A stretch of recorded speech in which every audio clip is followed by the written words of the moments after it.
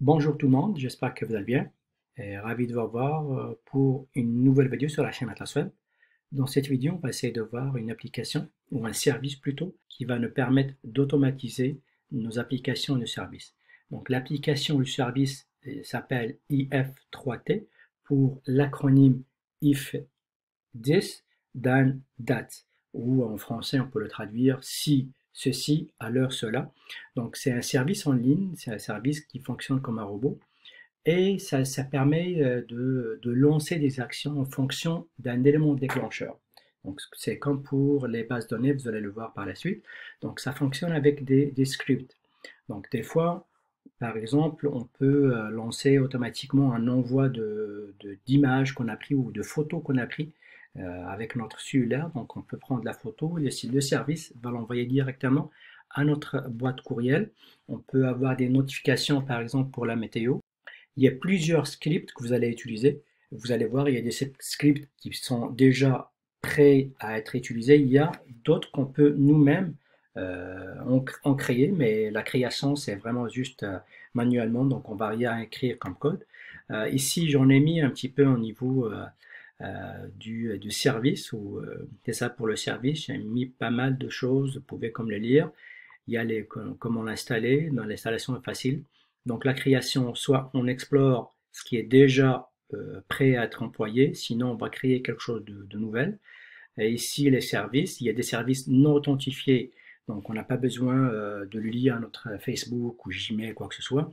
Il y a d'autres services qui sont obligés d'être authentifiés, et là, dépendamment de votre gestion de risque, donc vous devriez comme le lier à votre compte Gmail ou Facebook, quoi que ce soit. Par exemple, si vous avez pris une photo via votre téléphone intelligent, vous voulez que cette photo va s'afficher sur Facebook automatiquement, donc il faut le lier. Euh, Dépendamment des risques. Donc moi, honnêtement, j'aime pas trop des applications comme telles, donc surtout si je vais utiliser mon compte personnel, donc j'aime pas le lier à une autre application parce qu'ils vont avoir le mot de passe.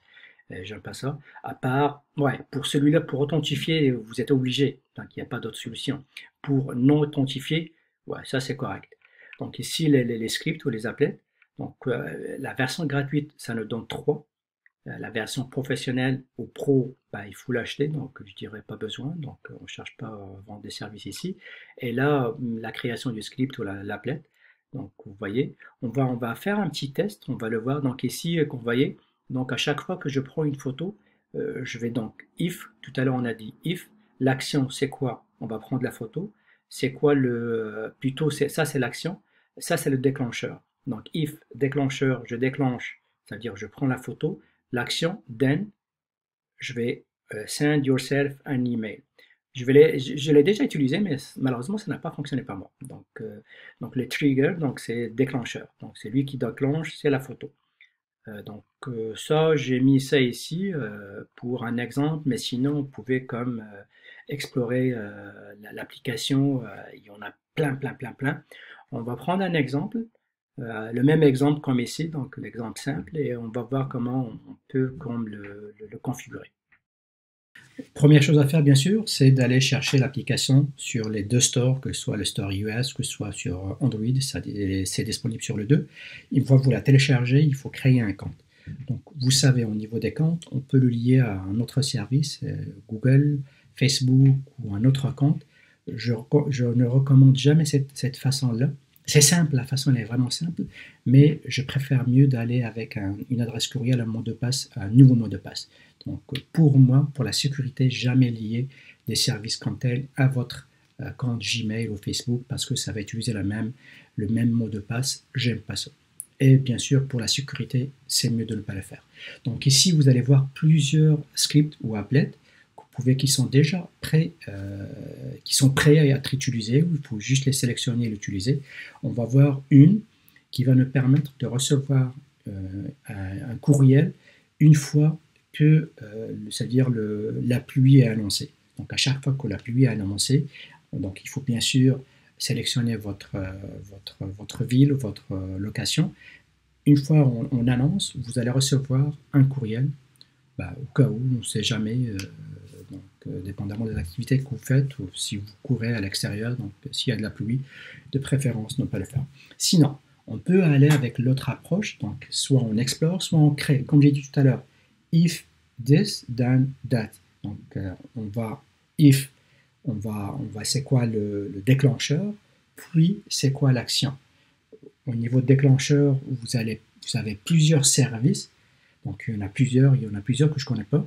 On va aller avec le service qui est vraiment de base, le simple, c'est d'aller prendre une photo à chaque fois que moi sur le téléphone, je prends une nouvelle photo.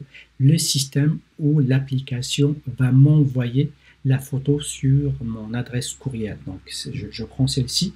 Donc, donc je choisis c'est-à-dire le déclencheur, c'est le trigger, c'est le déclencheur. Le déclencheur, c'est quoi? C'est la photo que je veux prendre. C'est quoi l'action? L'action, c'est je vais envoyer ça à mon adresse courriel. Je l'ai essayé, donc il faut juste suivre l'étape. Vous voyez ici, donc send an email ou send yourself an email. Donc l'une ou l'autre, ça fonctionne. Donc soit vous allez envoyer un autre email, sinon votre propre email. Donc il faut lier, comme j'ai dit tout à l'heure, il faut lier les services, et ce que j'aime pas. Donc il faut lier le service à votre adresse courriel pour recevoir le courriel, donc pour recevoir l'image. Donc là on a notre script qui est déjà prêt à être utilisé. On doit juste le sauvegarder, le créer. Donc on a créé maintenant notre applet, elle est fonctionnelle.